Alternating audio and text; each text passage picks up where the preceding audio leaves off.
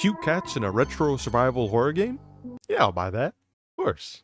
So I recently played the demo to Darkbound. It's pretty good. I hadn't really seen anything before the game besides, some screenshots on Twitter, and I thought, oh, this looks pretty cool. So I wishlisted it, and now the demo finally came out. So I decided, okay, let's play it. So this is the Darkbound demo. The game starts off at a hospital, set in the 90s. That's a pretty strong start, to be honest. You, a young kitten named Meowgale. I don't know if I'm saying that right. It looks like Meowgale, but I think it's Meowgale, I don't know. You're in the hospital because you fainted and they're running tests on you. Your doctor talks to you and gives you a rundown of what's been going on, and afterwards we go meet the other kittens in the hospital. First up we have is Meowsis, an absolute cute little wheelchair feller with some wacky dialogue. Honestly, it really feels like, oh, this is really just a kid, it feels like an actual interaction. Then we have Meowdia. Loving these names. She's more quiet and reserved compared to Meowsis. Not much was said, but it's just nice to see the other kittens in the game as well. They got their own stuff going on. And I absolutely love the gibberish voices. The nurse has this funny wah, wah, wah, wah. Like her way of speaking is specifically mimicking and annoying.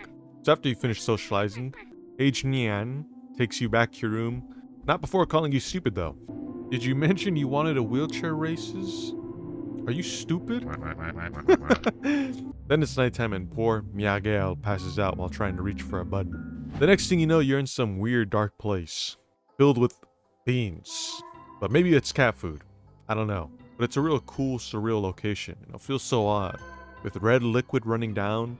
I absolutely love the music while this is going on too. It definitely adds to the experience. And honestly, I may be wrong here, but it feels very 90s. It reminds me of Rugrats, which is funny because I feel like Rugrats has those weird, surreal moments. Could just be me though.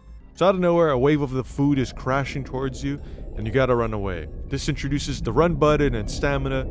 It's nothing crazy, you just gotta run down, but then you run out of stamina, and you see this poor little guy just out of it, sweating and slowing down. Usually stamina kind of annoys me, but just seeing this poor little cat, you feel bad, you're like, this guy's exerting all he can, You finally reach the end, and it's, I don't know. Frankly, I'm a little puzzled, grossed out really, but intrigued, You enter just to find another cat, just waiting in bed. They don't answer a thing, and it appears maybe they have some of the stuff we ran from on its face? I'm not sure. Well, we wake up back in bed.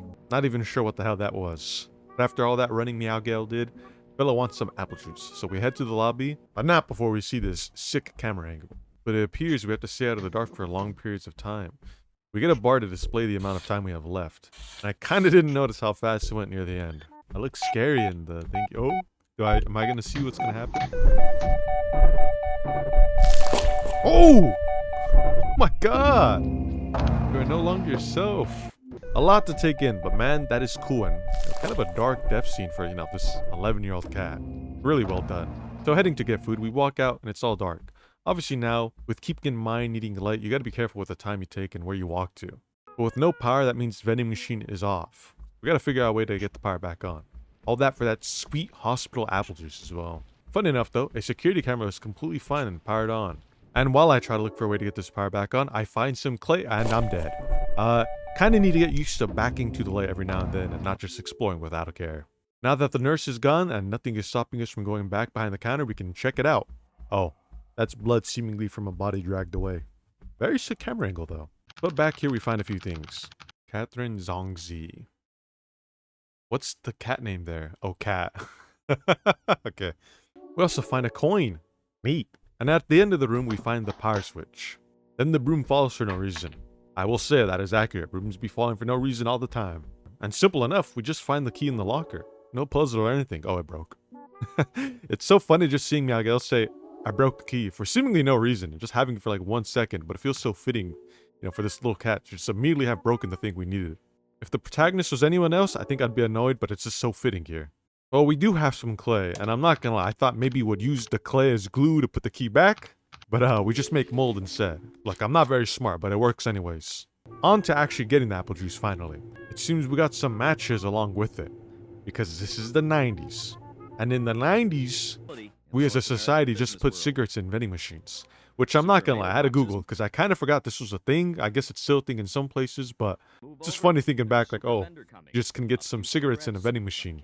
But yeah, we got the Meowches. Goddamn, I love this game. The Meowches work as a way to save you if you need more time in the darkness. It seems limited, so you gotta be smart with using it.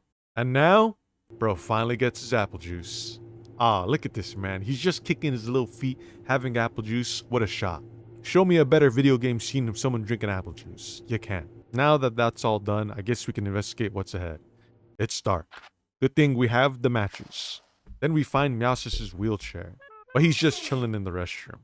Adrian, it's hard to say his name, I'm gonna be honest. Adrian left him alone in the restroom by himself. That bastard. So we help Meows's back. Love the little music going on, by the way. It's so goddamn chipper and happy, despite Meows's telling us he's been hearing so much screams lately. He gives us the yellow key as well. So we meet back and find Adrian. He's acting a bit strange, and Meows's being adorable as usual.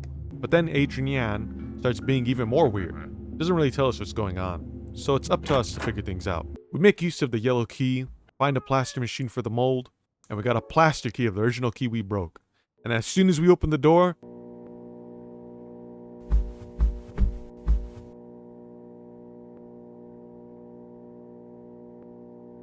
the demo ends. Damn.